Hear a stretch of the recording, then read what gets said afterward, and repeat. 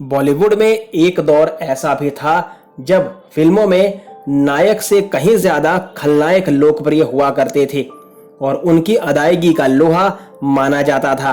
चाहे वो अजीत हो, प्राण, अमरीश पुरी या शोले के गब्बर सिंह, इन लोगों की डायलॉग डिलीवरी को उस दौर की पीढ़ी आज तक याद रखती है। महिलाओं के किरदार में बिंदु ने भी अपनी अलग पहचान बनाई।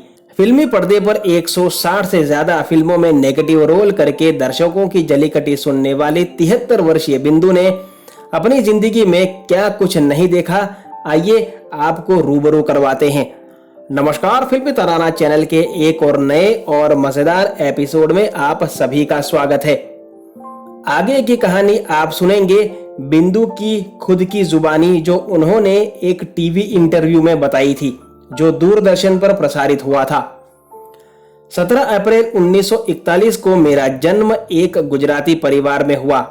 पिता नानक भाई देसाई अपने भाइयों के साथ मिलकर फिल्में बनाते थे। तब फिल्में बनाने के लिए लाइसेंस लेना होता था और हमारे परिवार के पास 2 लाइसेंस थे।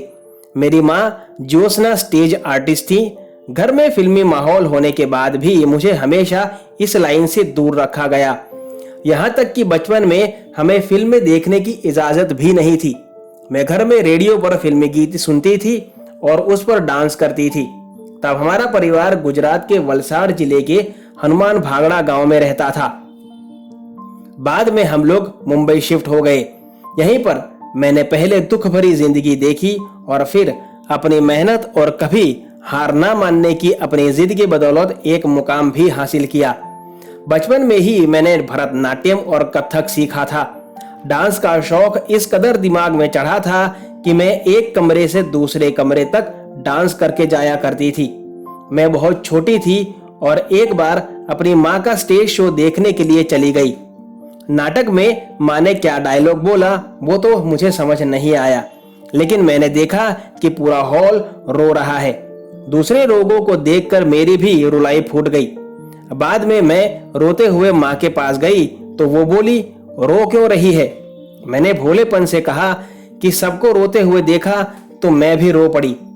मैं घर में भाई बहनों में सबसे बड़ी थी और मेरी 6 बहनें और 1 भाई था। अचानक मेरे पिता का देहांत हो गया तब मेरी उम्र केवल 13 वर्ष की थी। जब पिताजी अस्पताल के बिस्तर पर मौत से जूझ रहे थे तब उन्होंने अपने पास बुलाया और कहा, एक वादा कर कि मेरे जाने के बाद तू अपने छोटे भाई बहनों का पूरा ध्यान रखेगी। फिर वो बोले, जब मैं इस दुनिया में नहीं रहूंगा तब ये बुढ़ा तेरा ख्याल रखेगा। असल में वे शिरडी के साईं बाबा को बुढ़ा कहते थे। आप अंदाजा लगा सकते हैं कि 13 साल की उम्र में मेरे सिर से पिता का साया उठ चुका था। तब मेरी स्थिति कैसी होगी, वो भी तब जब मेरे ऊपर 6 बहनें और 1 भाई की जिम्मेदारी भी थी। मैंने पैसा कमाने के लिए मॉडलिंग की। फिर 1962 में मुझे डायरेक्टर मोहन कुमार की सुपरहिट फिल्म अनपढ़ में काम करने का मौका मिला। मेरी मातृभाषा गुजराती थी, लेकिन इसके बाद भी मैंने मेहनत की और शुद्ध हिंदी सीखी। इसके बाद मुझे कहीं काम नहीं मिला। इस बीच मेरी मुलाकात चंपकलाल झवेरी से हुई।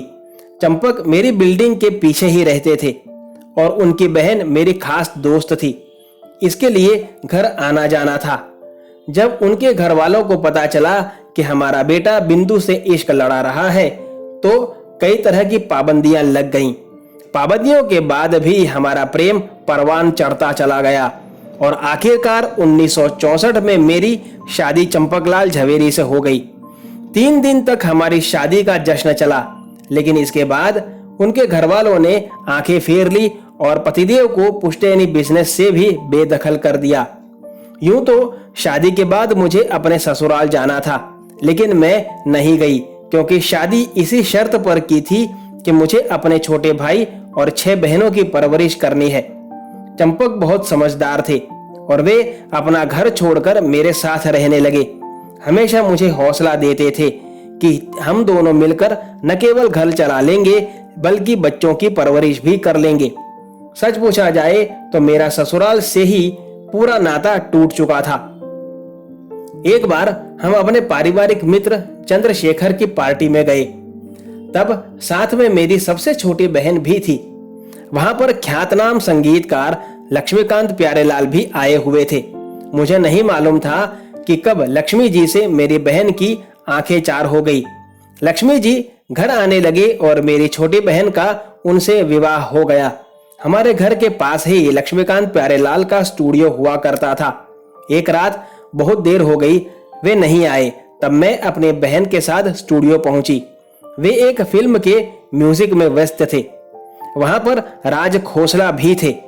उन्होंने लक्ष्मी जी से पूछा, ये कौन है? उन्होंने बताया कि ये मेरी साली बिंदु है। राज खोसला ने पूछा, फिल्मों में काम करोगी? मैंने कहा हाँ। वो बोले, मैं एक फिल्म बनाने वाला हूं, 2 रास्ते, उसमें नेगेटिव रोल है। मैंने हाँ कह दी। 15 दिन बाद वे फिल्म मेरा साया की शूटिंग पर थे और संदेश आया कि आ जाओ, तुम्हारा स्क्रीन टेस्ट लेना है। मैं वहां पहुंची और मुझे एक डायलॉग दिया। मैंने खूब तैयारी की और डायलॉग एक ही शॉट में कहा। कट के साथ वो सिंगल टेक का शॉट खत्म हुआ और मेरे काम के लिए तालियां बजी। इस तरह मुझे फिल्म 2 रास्ते में एंट्री मिल गई। हाँ, शुरू के 2 हफ्ते फिल्म 2 रास्ते की प्रतिक्रिया ठीक नहीं रही, लेकिन बाद में तो वह फिल्म सुपरहिट हुई। इस फिल्म के बाद ही मुझे एक बार शक्ति सामंत ने बुलवाया। कहा, मैं फिल्म कटी पतंग बना रहा हूं, उसमें एक कैबरे के लिए मैं तुम्हें रोल देना चाहता हूं। मैंने कभी कैबरे डांस नहीं किया था। फिर मैंने अपने आप से ही कहा कि बिंदु, तेरे लिए कुछ भी असंभव नहीं है, तुझे ये रोल करना चाहिए। मेरा ये कैबरे भी सुपरहिट हुआ। इसके बाद मैं कामयाब होती गई और मैंने कभी पीछे मुड़कर नहीं देखा। मैंने बताया ना कि मुझे शिरडी वाले साईं बाबा पर काफी श्रद्धा रही है। घर में उनकी बड़ी सी मूर्ति स्थापित हुई है। हर गुरुवार को विशेष पूजा होती है। मेरी कामयाबी में मेरे पति चंपक का बहुत बड़ा हाथ रहा है। भले ही मैं ज्यादा नहीं पढ़ पाई, लेकिन मैंने अपनी सभी बहनों को खूब पढ़ाया। उनमें से एक डॉक्टर बनी तो एक लॉयर। सब बहनें और भाई सेट हैं। मैं अपने पति का ये एहसान कभी नहीं भूल सकती कि उन्होंने मेरे पीछे अपना परिवार छोड़ा और मेरे घर रहकर न केवल मुझे प्रोत्साहित किया, बल्कि मेरे बहनों और भाइयों को भी संभाला। आज मैं जो कुछ हूँ वो मेरे पति चंपकलाल झवेरी की वजह से हूँ। बिंदु की कुछ बहुचर्चित फिल्मों की बात की जाए तो वो है अनपढ़, औरत, आया सावन झूम के, इत्तेफाक, कटी पतंग, अमर प्रेम, मेरे जीवन साथी, धर्मा, जंजीर, हवस, इम्तिहान, अर्जुन पंडित, 10 नंबरी, नहले पर दहला, देश परदेश, खानदान, शान, लावारिस और ऐसी कई सारी फिल्में। आशा करता हूं आज का एपिसोड आप सभी को बहुत पसंद आया होगा, और अगर पसंद आया हो तो लाइक करना बिल्कुल ना भूलें। आपसे मुलाकात होगी जल्द, तब तक अपना ख्याल रखें। धन्यवाद।